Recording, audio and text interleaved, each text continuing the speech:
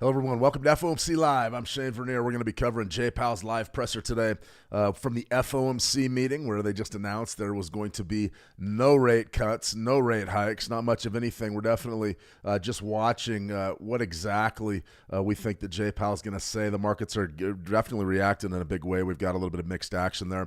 Across the indices, we've also got gold on a big-time bounce. We've also got the U.S. dollar, Japanese yen coming off, and Bitcoin is in an interesting position. We have a potential buy setting up for Bitcoin, but we're just going to have to wait for everything to line up just right for us. So good to see everybody back. Bobby Bob, always a pleasure. Bobby, yes, sir. Claudio, welcome, everybody. This is FOMC Live. We're going to cover Jay Powell's presser as it happens. There's a few things that we need to go over, though, in the meantime. And the first thing we're going to start with is a trade follow-up. Today, we're going to go ahead and cover the Euro-USD trade idea that we put out a while ago.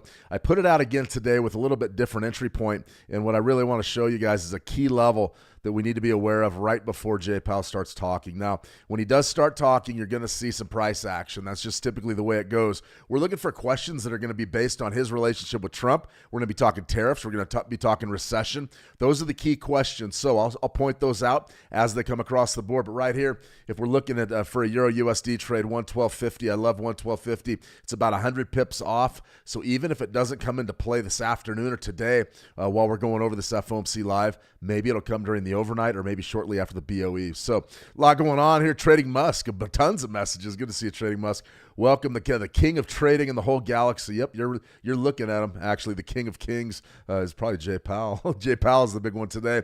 US 100 gold and oil. Yeah, we'll take a look at some of that stuff. I don't know. We'll see exactly how this unfolds. But we do need to hit a few other things right now. Bitcoin, you've got Bitcoin right here, 88,959. It's right around 89,000. We put out a trade idea yesterday. I'm really hovering in on that 13-week EMA, which is right around 89.5, 89.550. That's going to be an interesting spot. I think you're buying pullbacks in Bitcoin. I think that's probably the best way to do it. If in fact you're interested in getting sort of involved in what we're gonna be getting, really looking to get accomplished here.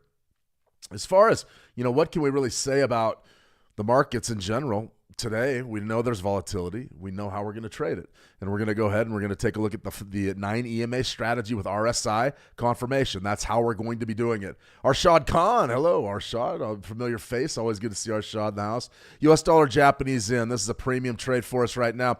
It's really setting up nicely. You've got sort of an oversold territory, which means that RSI, relative strength index, is down there beneath 30. And we were oversold. So now what are we looking to do? That's going to sort of qualify our trade right there.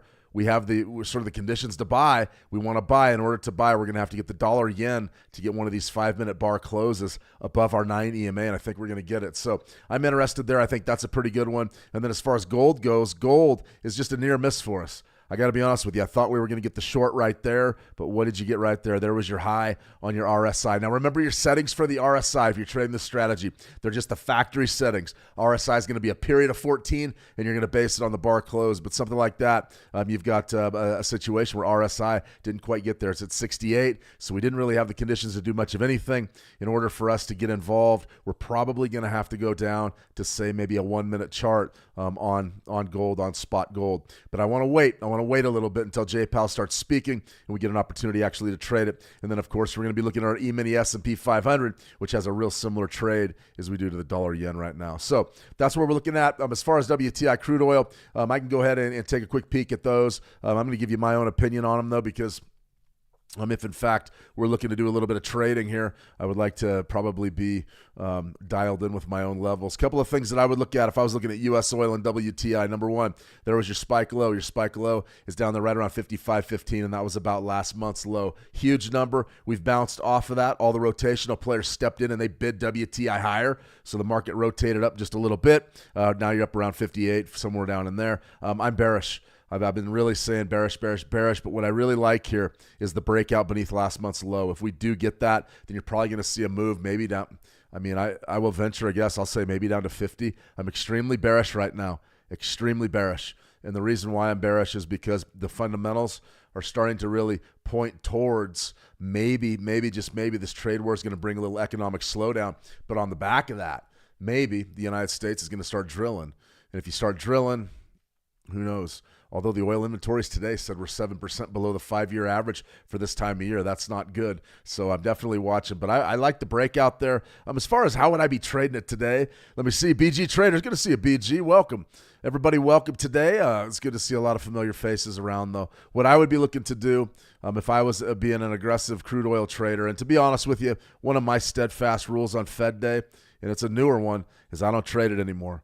I took the last 2 Fed days. Those have been significant losses, and I was in a situation where it just was not paying me to be, to be active in the market. So I've basically take today off, but tomorrow's going to be a beautiful thing. It's going to be a beautiful thing, so I can't wait to trade them.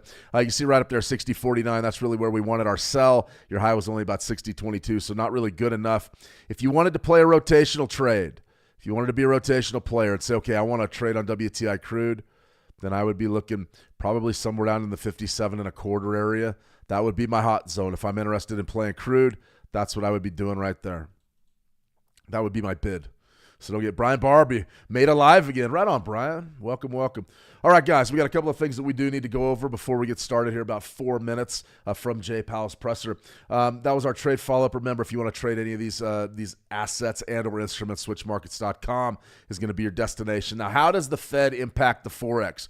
It's very simple, guys. The Fed controls monetary policy. When they're dovish, that's going to be bearish for the USD. That suggests that maybe rate cuts are coming in. That suggests maybe more of those dollars, more of that cash is going to be injected into the system to potentially grow the economy. Now, the other way could be hawkish.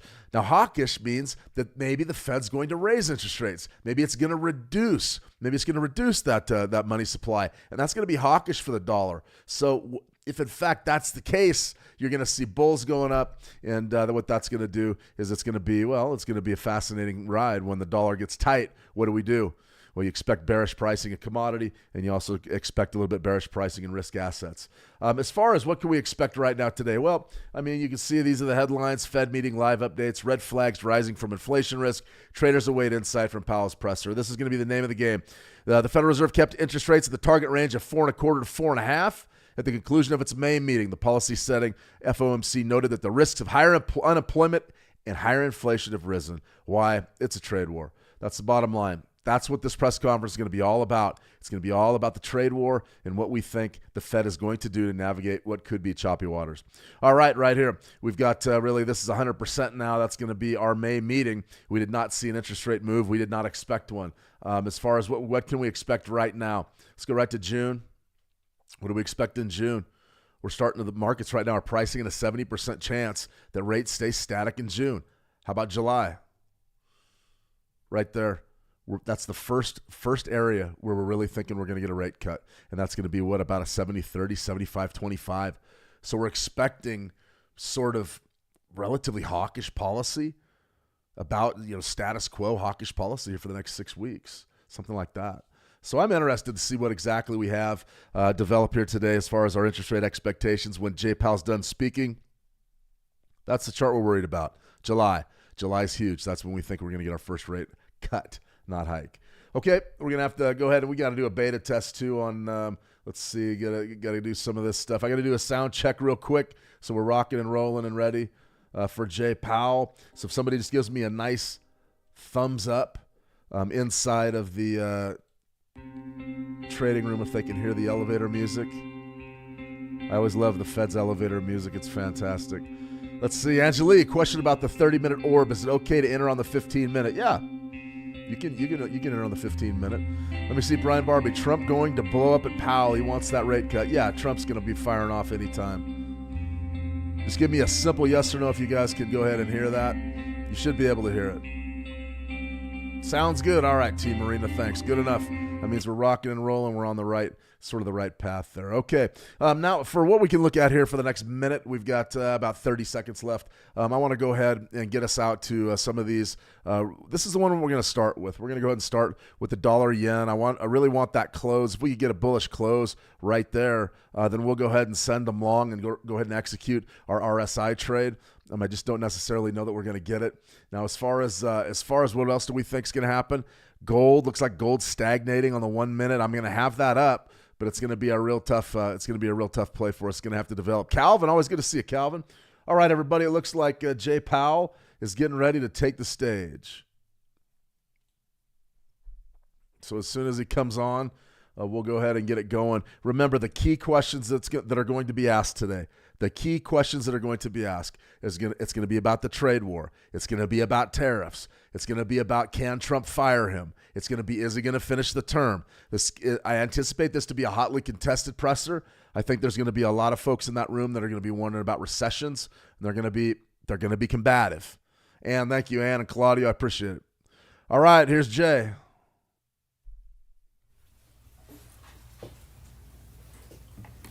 Good afternoon.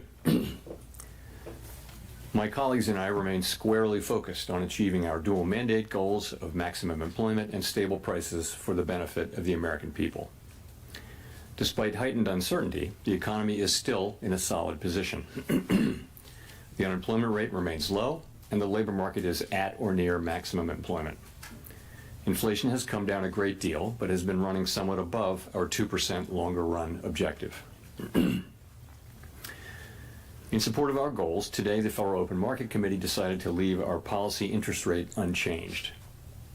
The risks of higher unemployment and higher inflation appear to have risen, and we believe that the current stance of monetary policy leaves us well positioned to respond in a timely way to potential economic developments. I will have more to say about monetary policy after briefly reviewing economic developments. Pardon me.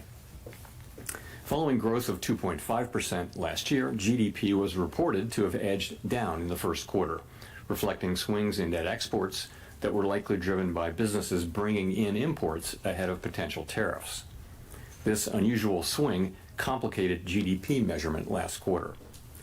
Private domestic final purchases, or PDFP, which excludes net exports, inventory investment, and government spending, grew at a solid 3% rate in the first quarter, the same as last year's pace. Within PDFP, growth of consumer spending moderated, while investment in equipment and intangibles rebounded from weakness in the fourth quarter. Surveys of households and businesses, however, report a sharp decline in sentiment and elevated uncertainty about the economic outlook, largely reflecting trade policy concerns. Okay, he's all over Trump early. It remains to be seen how these developments might affect future spending and investment. In the labor market, conditions have remained solid. Payroll job gains averaged 155,000 per month over the past 3 months. The unemployment rate at 4.2% remains low and has stayed in a narrow range for the past year. Wage growth has continued to moderate while still outpacing inflation. Overall, a wide set of indicators suggest that conditions in the labor market are broadly in balance and consistent with maximum employment. The labor market is not a source of significant inflationary pressures. Inflation has eased significantly from its highs in mid-2022, but remains somewhat elevated relative to our 2% longer run goal. Total PCE prices rose 2.3% over the 12 months ending in March. Excluding the volatile food and energy categories, core PCE prices rose 2.6%. Near-term measures of inflation expectations have moved up, as reflected in both market and survey-based measures. Survey respondents, including consumers, businesses, and professional forecasters, point to tariffs as the driving factor. Beyond the next year or so, however, most measures of longer-term expectations remain consistent with our 2% inflation goal. Our monetary policy actions are guided by our dual mandate to promote maximum employment and stable prices for the American people. At today's meeting, the committee decided to maintain the target range for the federal funds rate at 4.25% to 4.5% and to continue reducing the size of the balance sheet. The new administration is in the process of implementing substantial policy changes in 4 distinct areas: trade, immigration, fiscal policy, and regulation. The tariff increases announced so far have been significantly larger than anticipated. All of these policies are still evolving, however, and their effects on the economy remain highly uncertain. As economic conditions evolve, we'll continue to determine the appropriate stance of monetary policy based on the incoming data, the outlook, and the balance of risks. We're looking at a bid here in the dollar yen. If the large increases in tariffs that have been announced are sustained, they're likely to generate a rise in inflation, a slowdown in economic growth, and an increase in unemployment. The effects on inflation could be short-lived, reflecting a one-time shift in the price level. It is also possible that the inflationary effects could instead be more All right, persistent. there it is. There's the bid. Avoiding that outcome will depend on the size of the tariff effects, on how long it takes for them to pass through fully into prices, and ultimately on keeping longer-term inflation expectations well anchored. Our obligation is to keep longer-term inflation expectations well anchored and to prevent a one-time increase in the price level from becoming an ongoing inflation problem. As we act to meet that obligation, we'll balance our maximum employment and price stability mandates, keeping in mind that without price stability, we cannot achieve the long periods of strong labor market conditions that benefit all Americans. We may find ourselves in the challenging scenario in which our dual mandate goals are in tension. If that were to occur, we would consider how far the economy is from each goal and the potentially different time horizons over which those respective gaps would be anticipated to close. For the time being, we're well positioned to wait for greater clarity before considering any adjustments to our policy stance. It's a basic one-to-one. At this meeting, the committee continued its discussions as part of our 5-year review of our monetary policy framework. We focused on inflation dynamics and the implications for our monetary policy strategy. Our review includes outreach and public events involving a wide range of parties, including Fed Listens events around the country Didn't quite get and it a on research gold. conference next week. Throughout this process, we're open to new ideas and critical feedback, and we will take on board lessons of the last 5 years in determining our findings. We intend to wrap up the review by late summer. The Fed has been assigned 2 goals for monetary policy: maximum employment and stable prices. We remain committed to supporting maximum employment, bringing inflation sustainably to our 2% goal, and keeping longer-term inflation expectations well anchored. Our success in delivering on these goals matters to all Americans. We understand that our actions affect communities, families, and businesses across the country. Everything we do is in service to our public mission. It's for us. We at the Fed will do everything we can to achieve our maximum employment and price stability goals. Thank you. I look forward to your questions. Everything Powell does, he does for you. What a guy. Steve Leisman, What a guy. CNBC. Thank you, Mr. Chairman, for taking my question. Talk recession. A lot has happened since the last meeting. There's been tariffs put on, tariffs taken off, and meanwhile there's a bill advancing in Congress. And I just wonder if I could press you on the last part of your statement. Are you any closer now to deciding which side of the mandate is going to need urgent care first? Well, so as we noted in our statement, post-meeting statement, we've judged that the risks to higher employment and higher inflation have both risen. And this, by the way, of course, is compared to March. So that's what we can say.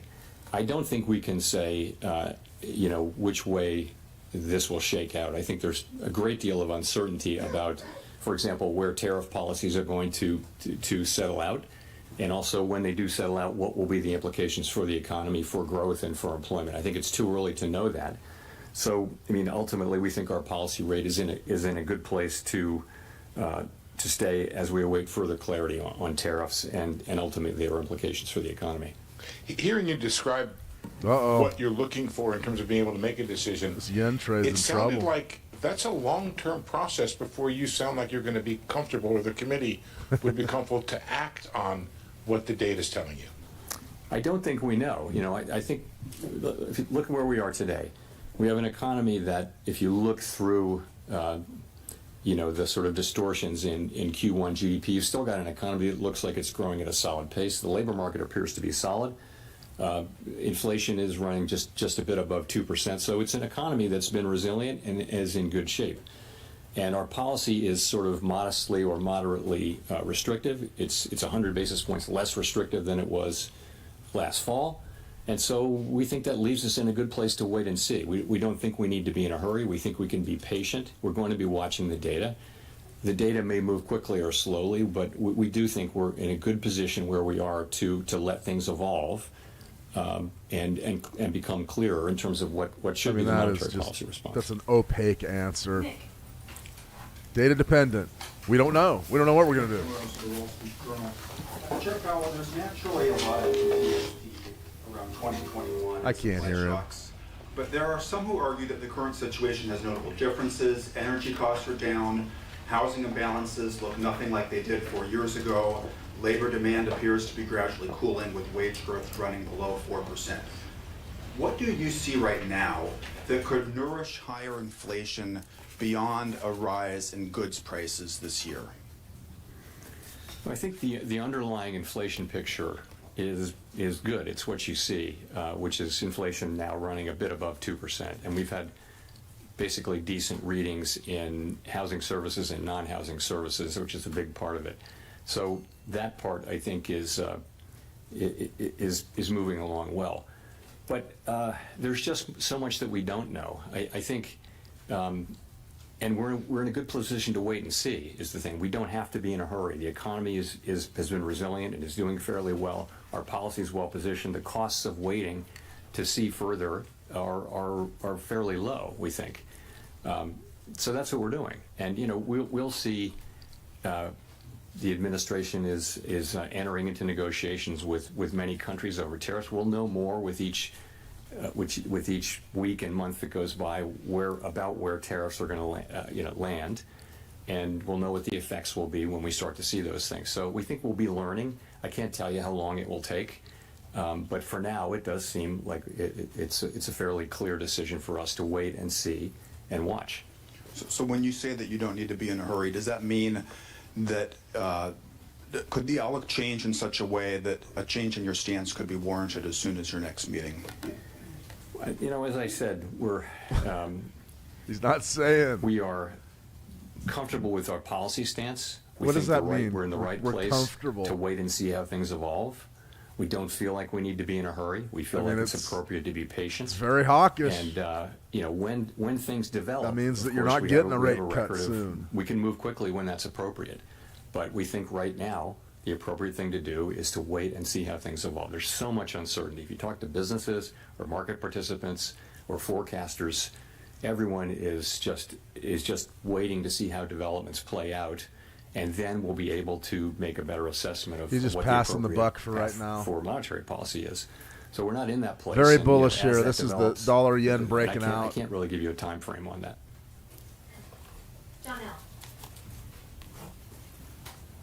Janelle Marte with Bloomberg.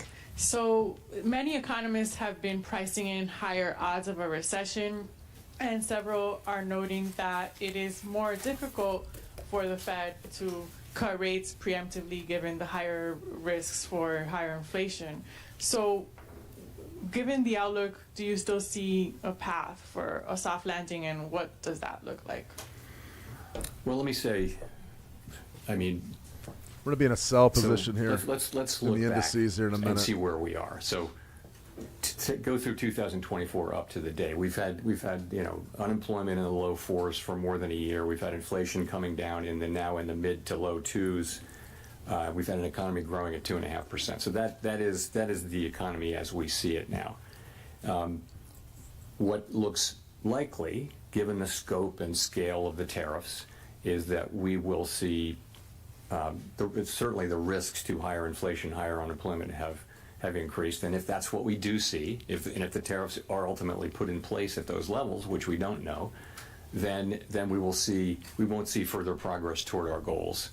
But we might see a delay in that. I think in our thinking we never Got goals do just anything but keep flatlining, achieving guys. those goals. But we would, at least for the next, let's say, year, we would not be making progress toward those goals. Again, if that's the flatlining. way the tariffs shake out. The thing is, we don't know that. There's so much uncertainty about the scale, scope, timing, and persistence. Come on, of give us a guess, Jay. of You're the $1 tariffs. million man. You tell me. So that's that. In terms of preemption, I think you can look back at the 2019 cuts as preemptive. I wouldn't say that what we did last fall was at all preemptive. If anything, it was a little late. But 2019, we did cut 3 times. But the situation was you had a weakening economy and you had inflation at 1.6%. So that's a situation where you can move preemptively. Now we have inflation running above target. It has been above target for 4 years. It's not so far above target now. And we have an expectation. All right. Conditional on what happens. There's our trade. That we'll see. That was a work upward of- that was pressure a on work of inflation. art. If you look at where forecasters are, they're all. We were forecasting positioned beautifully an increase on that in dollar inflation. yen. So it makes it. And Went then up, we've hit also our got, target, 1-to-1 risk forecasts versus of reward. weakening, It was a in the beautiful economy, thing. and That really some was have great. Recession forecast. Jay Powell worked to our advantage. Publish a forecast about that. We don't publish a all forecast there is that to it, assesses guys. how likely a recession is. But in any case, it's not a situation where we can be preemptive because we actually don't know what the right response to the data will be until we see more data.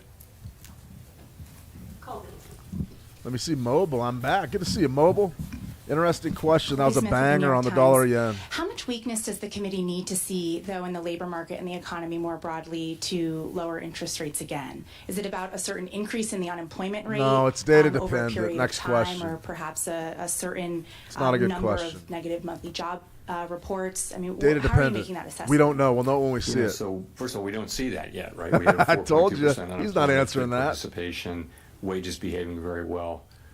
Participation, I mentioned it at a good level. So, with the labor market, we would look at the totality of the We really want data. this We'd look sell, at the guys, in level this of the unemployment NASDAQ. rate. We'd look at the speed with which it's changing. We would look at the whole huge array of labor market data to get a sense of whether conditions are really deteriorating or not. And at the same time, we'd be looking at the other side of the mandate. We could be in a position of having to balance those two things, which is, of course, a difficult balancing judgment that we'd have to make. On that point about balancing, I mean, you've mentioned that the committee would consider how far the economy is from each goal and the time it would take to kind of get back to that point. But what does that mean in practice? I mean, how much of that assessment will be rooted in a forecast versus data dependence? It would be a combination of the two. I mean, let's just say this would be a complicated and challenging judgment that we would have to make. Yeah, we're not in this situation, but the situation is if the two goals are in tension. So let's say that unemployment is moving up in an uncomfortable way, and so is inflation. Not the situation we're in, hypothetically, but we would look at how far they are from the goals, how far they're expected to be from the goals, what's the expected time to get back to their goals.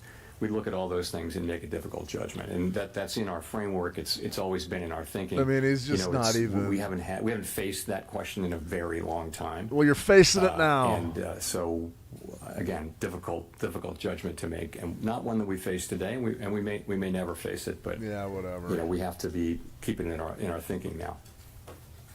Edward. Thank you. Edward Lawrence with Fox Business.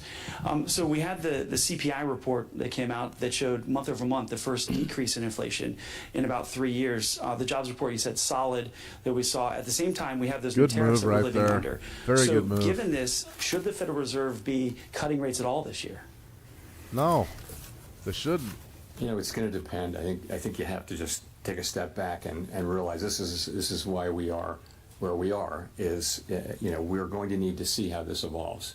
There are cases in which it would be appropriate for us to cut rates this year. There are cases in which it wouldn't, and we just don't know until we know more about how this is going to settle out and what the economic Ask him if he's implications gonna are quit. for employment, for inflation. I couldn't confidently say that I know what the appropriate path will be.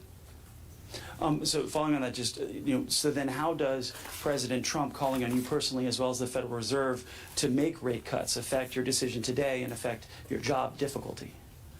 Doesn't affect our doing our job at all. So we're always going to do the same thing, which is we're going to use our tools to foster maximum employment and price stability for the benefit of the American people. We're always going to consider only the economic data, the outlook, the balance of risks, and that's it. That's all we're going to consider. So it really doesn't There you affect either our job or the way we do it. Howard. Hi, Howard Schneider with Reuters, and Near thanks miss for the on the time. gold. I'm wondering, given the complexity about the first quarter GDP and what lies ahead, I'm just wondering what your intuition tells you about That's why you take the profits. underlying direction We of the racked economy that right one. now. Many of your colleagues have said they feel growth is slowing.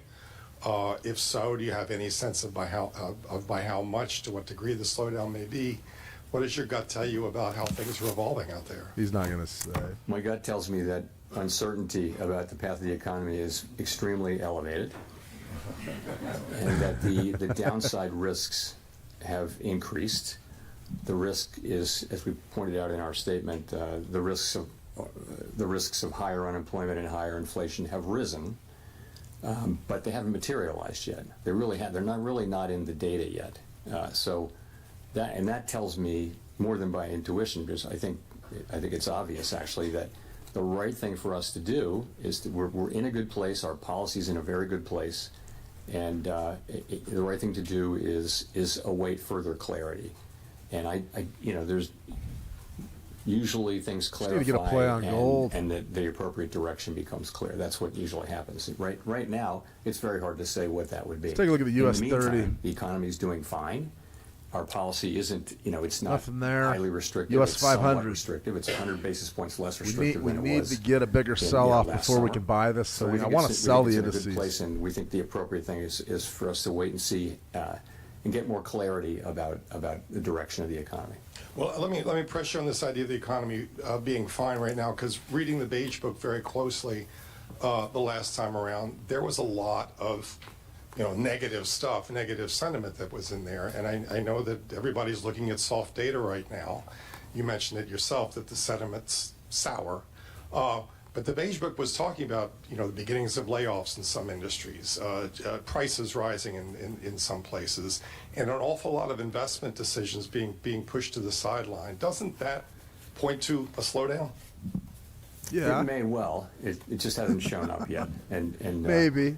we all look at all these sentiment and read many individual comments just to get a better feel. And businesses and households very broadly are concerned and postponing economic decisions of various kinds. And yes, if that continues and nothing happens to sort of alleviate those concerns, then you would expect that to begin to show up in economic data. It wouldn't maybe show up overnight, but it would show up over weeks and months. And that may be what happens, but it hadn't happened yet. And also there are things that can happen that will change that narrative. I mean, they haven't happened, but it's possible to imagine things that, but in the meantime, yes, we're watching it extremely carefully like everyone is, but don't see really much evidence of it in actual economic data yet.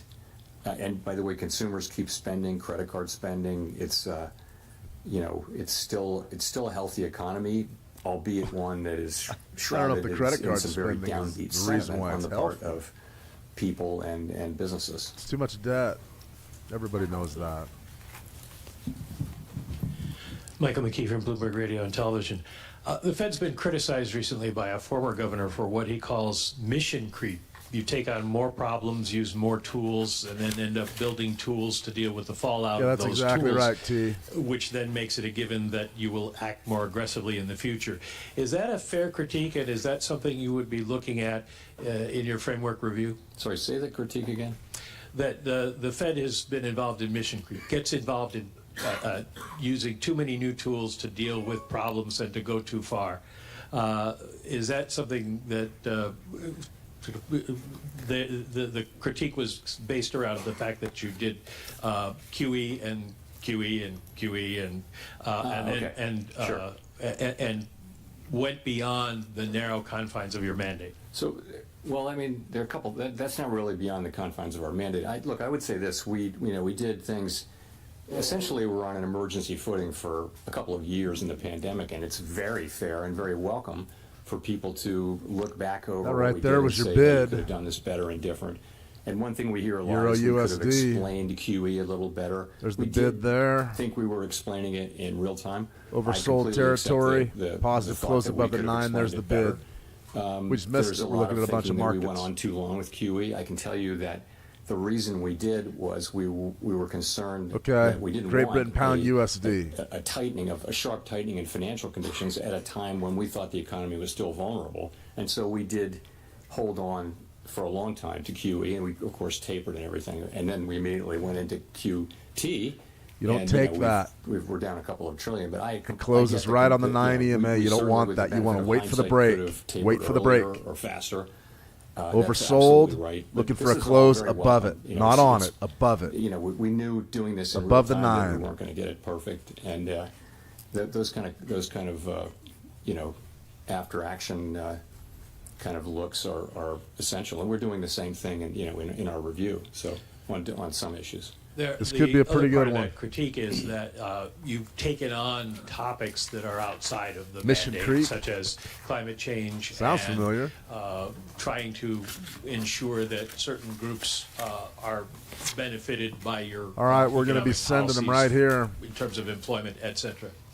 So, okay, on climate, you've heard me say over and over again that we will not be climate policymakers, and that our role on climate is a very, very narrow one. Stop loss right around 133. We've done really very little on 132.98, something like that. You can say that little bit that we've done was too much, but I wouldn't want to give any impression that we've taken climate and it's something that we're spending a lot of time and energy on. We're not.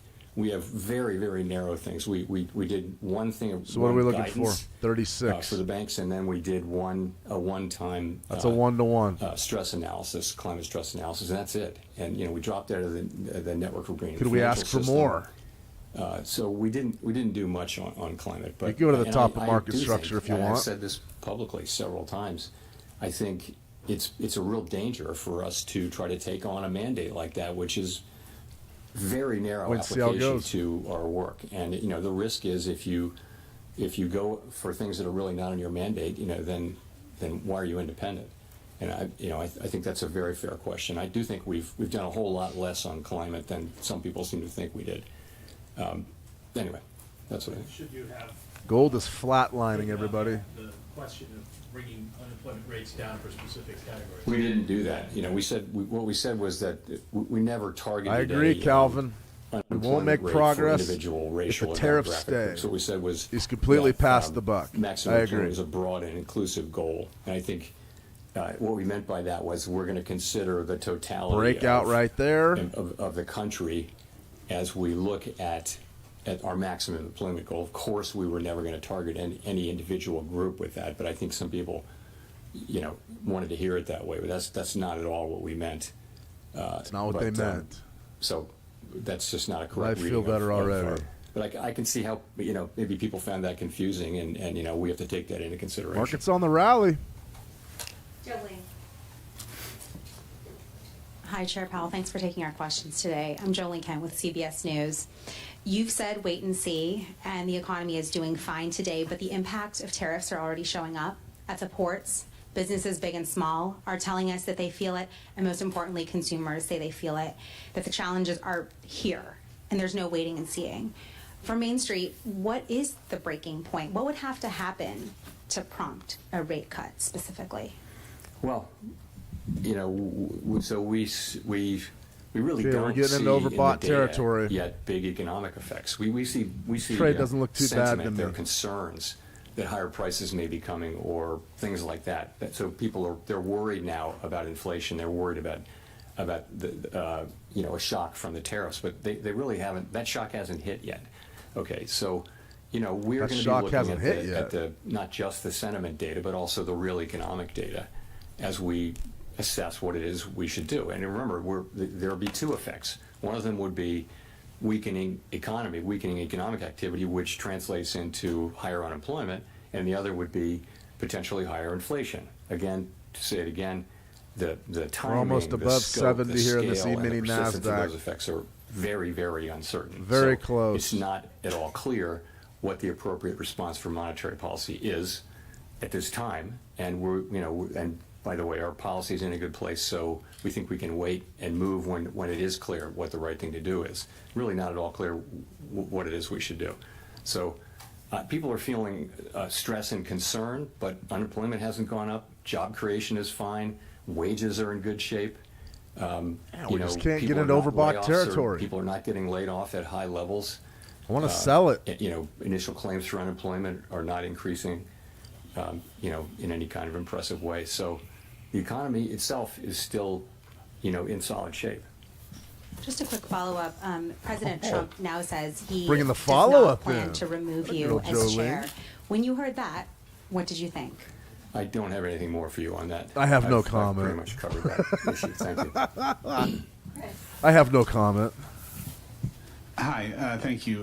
Chris Rugaber, Associated Press. Well, I just wanted to follow up. Earlier, it sounded like you said it was unclear how the Fed, what kind of interest rate decisions you will make later this year. So does that, in March, there was guidance that 2 cuts might happen. 2 cuts were penciled in for this year. Is that now, that guidance from the last press conference, has that been overtaken by events? Last September, they were calling for 4 rate You know, cuts. we don't do maybe 5. a summary of economic projections at every meeting, as you know. We do it every other meeting, and so this was the meeting when we didn't Good to do see a it. tree hawk. And we don't also kind of poll people, so I really wouldn't want to try to make a specific projection for. We for might have where caught we this are one right relative here. To that, we will in 6 weeks. We had the June meeting. We might have and caught you'll this another one. We'll wait and SCP. see. I'm not gonna We need a big break. hazard a guess here today as to what it would be.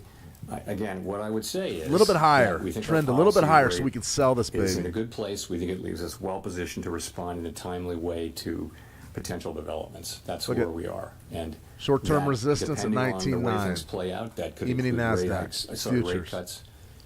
It could include us holding where we are. We just are going to need to see, how things play out before we make those decisions.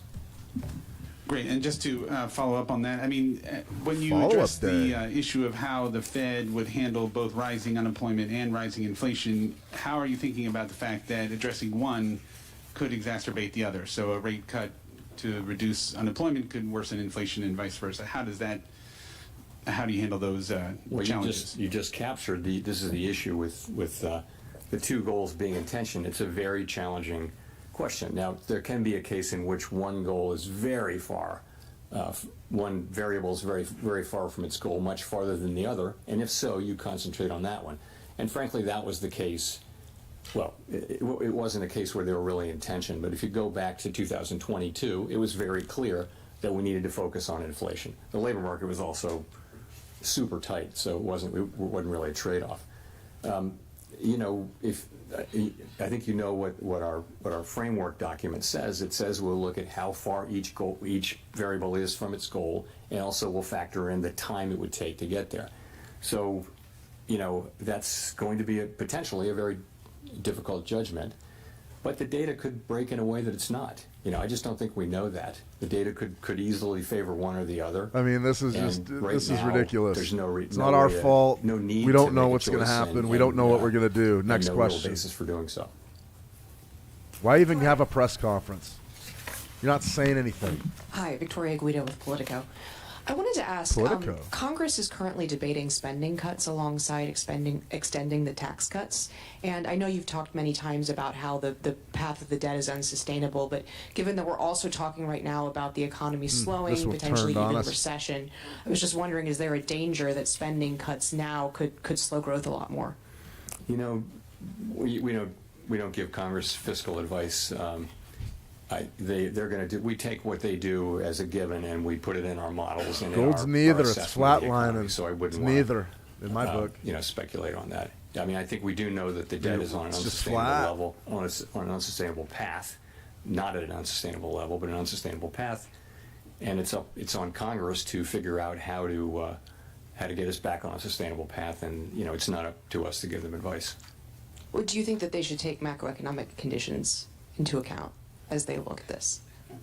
I think they don't need my advice and our advice on how to do fiscal policy. He goes, more "I'm than not we touching need their that." advice on monetary policy. What a joke. Andrew. Thanks, Mr. Chairman. Andrew Ackerman with the Washington Post. In your Jackson Hole comments last year, you said you would not welcome further cooling in labor market conditions. The unemployment rate then was 4.2%, which is what it is now. Many forecasters now predict a higher jobless rate. How has your tolerance for weakening labor market conditions changed compared to a year ago? So it was quite a different situation.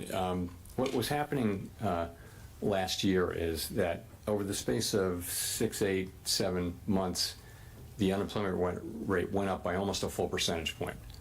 And it was click, click, click, click, click each month. And everywhere people were talking about downside risk to the labor market. At the same time, payroll job numbers were getting softer and softer. So there was a really obvious concern about downside risk to the labor market. And so at Jackson Hole and then in September, we wanted to address that forthrightly. We wanted to show that we were there we'd been there for inflation for a couple of years, and we wanted to show also that we're there for the labor market.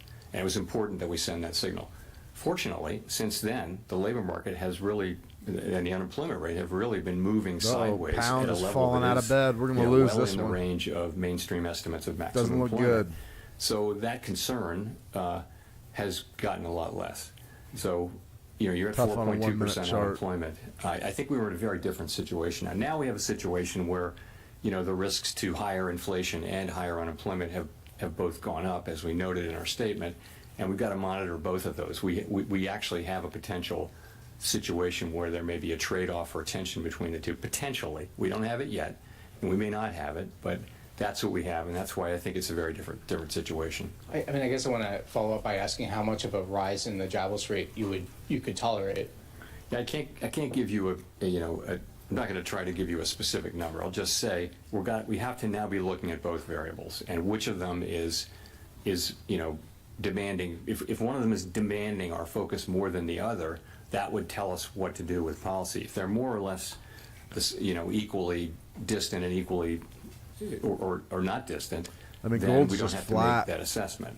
The assessment is you wait. So are equities. So I'm not going to try to be really specific about what we need to see in terms of a number. But if we did see significant deterioration in the labor market, of course that's one of our two variables, and we would look to be able to support that. You'd hope that it wasn't also coming at a time when inflation was getting very bad. And again, we're speculating here. We don't know this. We don't know any of these things. It's very hypothetical. We're just going to have to wait and see how it plays out. Thanks. Claire.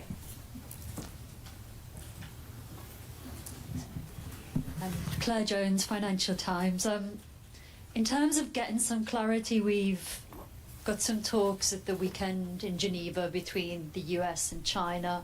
A lot of economists are attaching an awful lot of importance to what we hear from those talks. How much importance are you attaching to them in terms of judging what will happen to the US economy going forward? And just in a similar vein, some economists are saying it's days, not weeks, that we have until we start to put the US economy at risk of seeing the sort of pandemic-era shortages and higher prices if we don't kind of soothe relations between the US and China. So it'd be good to have your view on that too.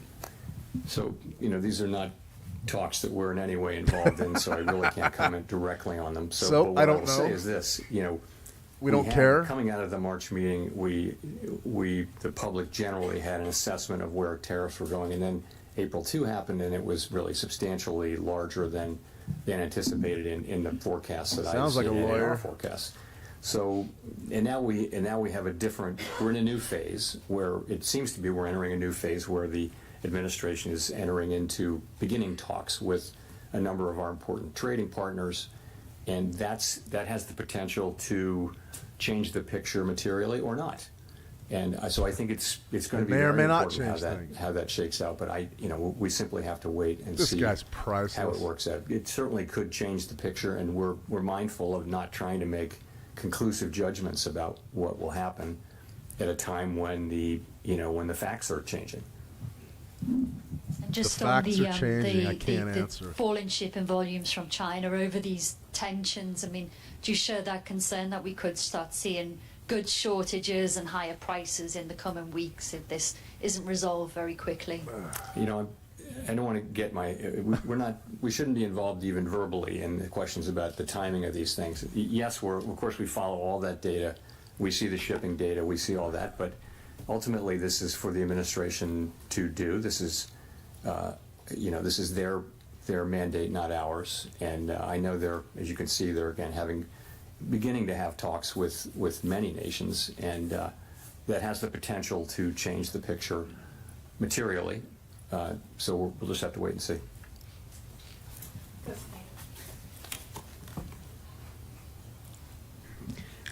Kosuke Takami with Nikkei. Thank you for doing this. The volume of imported goods increased significantly in the first quarter. Do you think that this situation could cause a delay in the impact of tariff on inflation? And does this mean that it will take longer time to reduce uncertainty?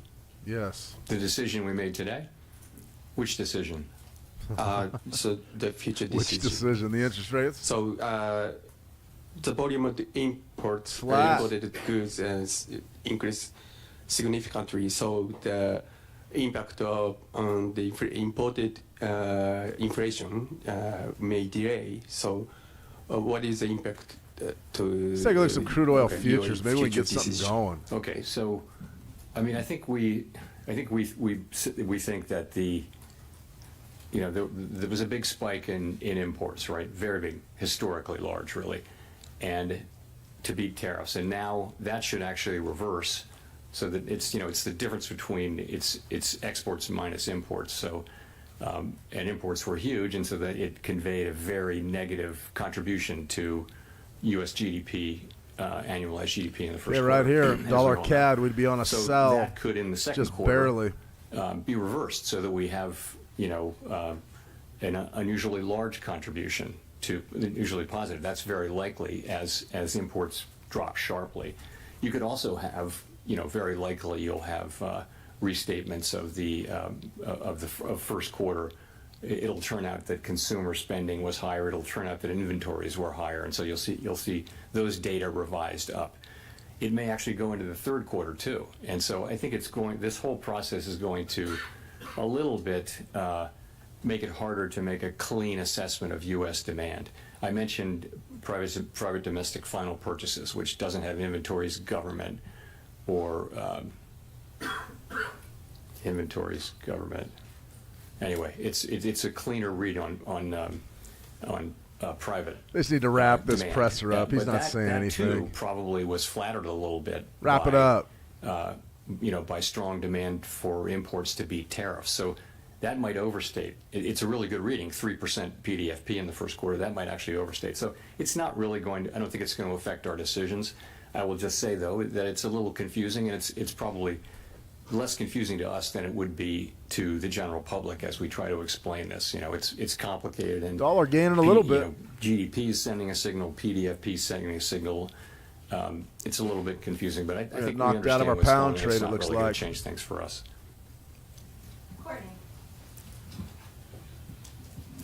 Courtney Brown from Axios. I guess Yeah, we're gonna we talked about stop. some of the indications of potential layoffs, price hikes, an economic slowdown, all being evident in the soft data.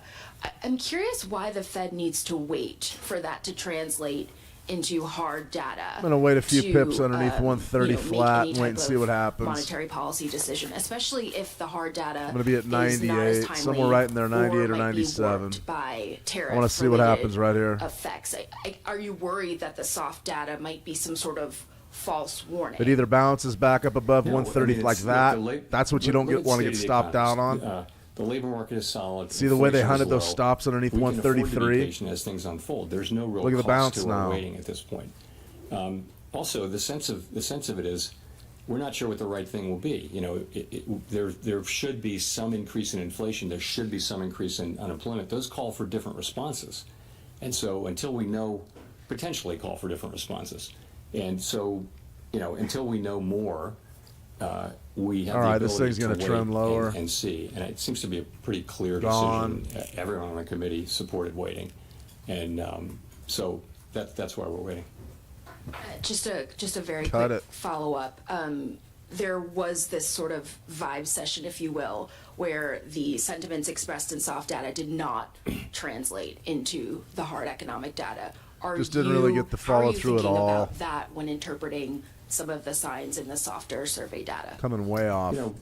I think going back a number of years, CAD would be the a sell. link between sentiment data and consumer gold's spending doing has nothing. been weak. It's not been a strong link at all. On the You other wanna hand, buy? we haven't had a move of this, speed and size. Yep. So We're on a buy it on wouldn't gold. be the case that we're looking It's not at a very this and good just one. completely dismissing it. But There's gold, it's Shanto. another reason to wait and see. Outside, so we're on a You're buy. right We're that waiting we for had a couple of bar years close during the above pandemic that. where people were saying just very downbeat surveys and going out and spending money. So that can happen, and that may happen to some degree here. We just don't know. This is an outsized change in sentiment, though, and so none of us is looking at this and saying that we're sure one way or the other. We're not. Matt. Thanks, Chair Powell. Matt Egan with CNN.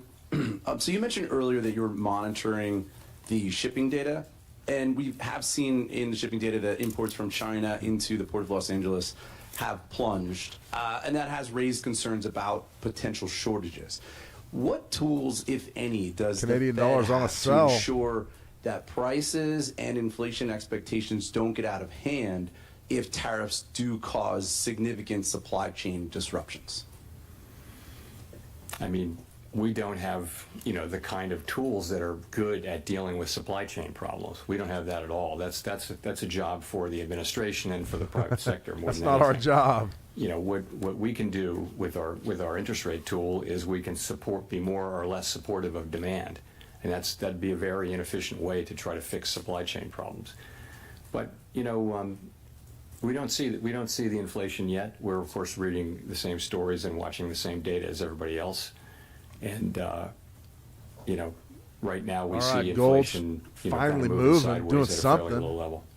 If I could follow up on that, President Trump has indicated that he will likely name a replacement for you when your term as chair expires. Good to see you, Universal. But your position on the board runs through January 2028, I believe. Would you consider remaining on the Fed board even if you're no longer chair? So I don't have anything for you on that. My whole focus is on, and my colleagues' focus is all on, trying to navigate this tricky passage we're in right now, trying to make the right decisions. We want to make the best decisions for the people that we serve. That's what we think about day and night, and this is a challenging situation, and that's 100% of our focus right now. Let's go to Jennifer for the last question. The last question. Chair Powell, Jennifer Schonberger with Yahoo Finance. Public records of your schedule Can't so beat far this that. year show no meetings with President Trump.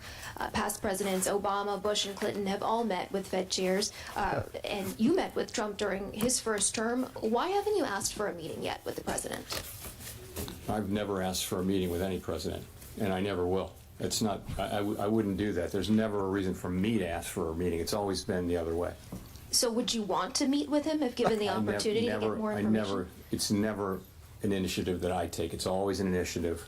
I don't think it's up to a Fed chair to seek a meeting with the president, although maybe some have done so. I've never done so, and I can't imagine myself doing that. I don't call Trump. Trump calls the me. other way. That's how that President works. Wants to meet with you, but that What a hasn't guy. happened. And if I could just ask one question on monetary policy. When it is time to cut rates, how will you determine how far down rates will have to come to try to keep a balance on the inflation Tell her you mandate don't know. as employment weakens? I don't know.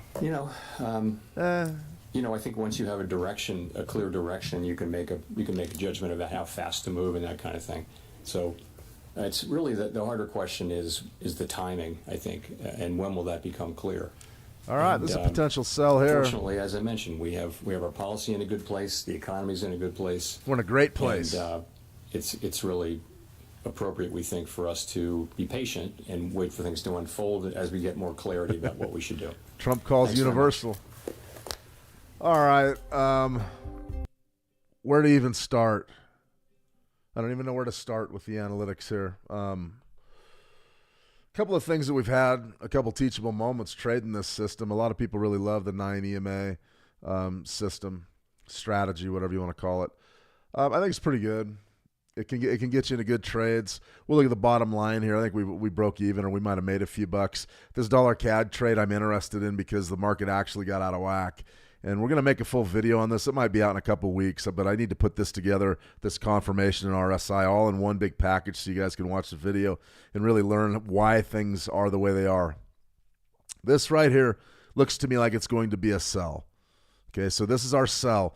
Now, the reason why we would be looking to sell is because we're in overbought territory. That means the RSI is up above. Okay, we're going to go ahead and sell it.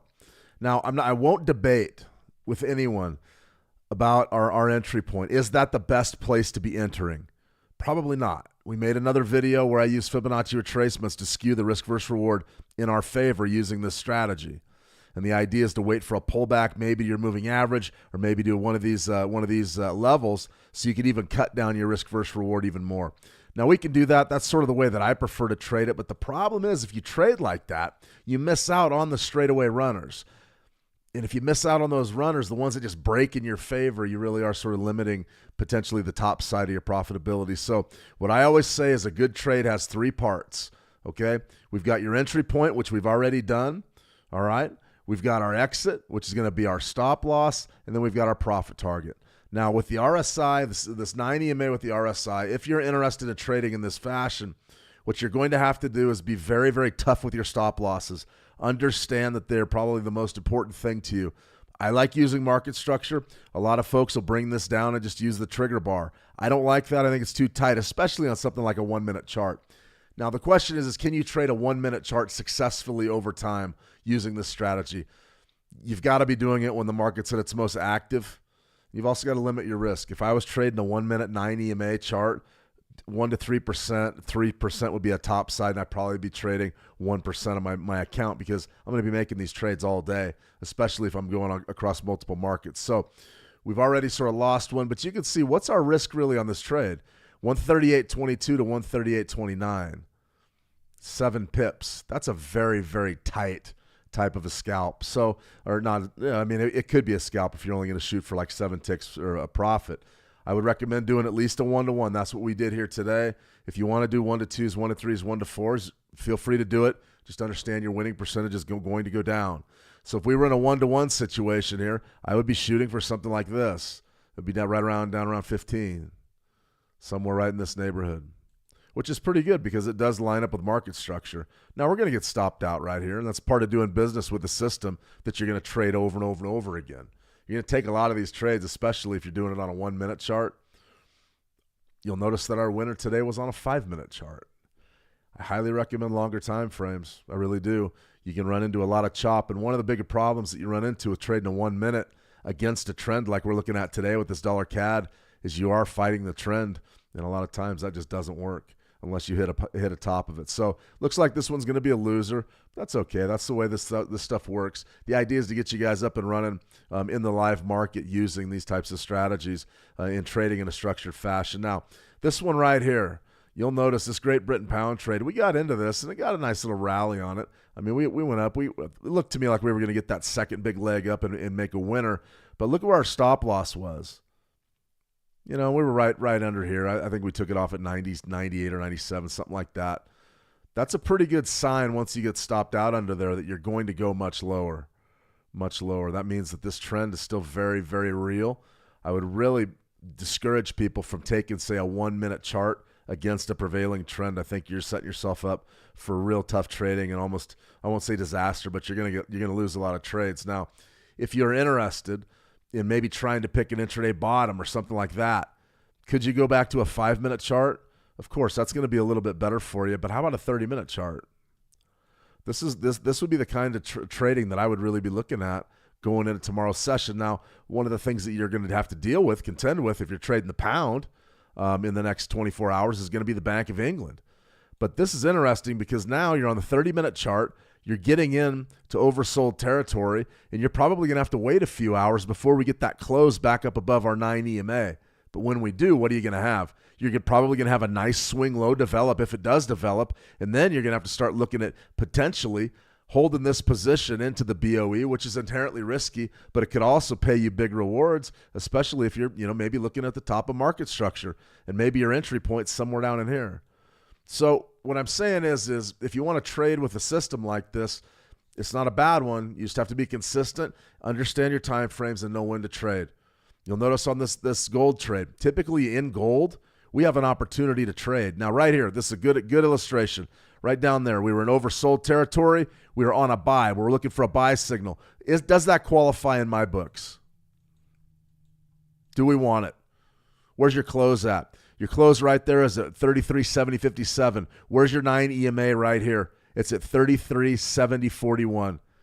Guys, it's too tight. That's within your spread right there.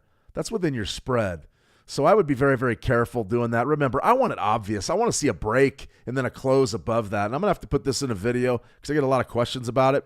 But if you were taking that long, you're already behind. You're fighting a lot of pressure. I would wait. There's nothing wrong with waiting. There's plenty of trades out there. How's our dollar CAD doing? We got stopped out, okay? Well, we'll just get rid of that.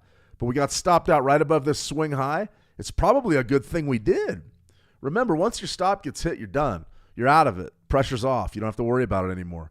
This is what disappoints me.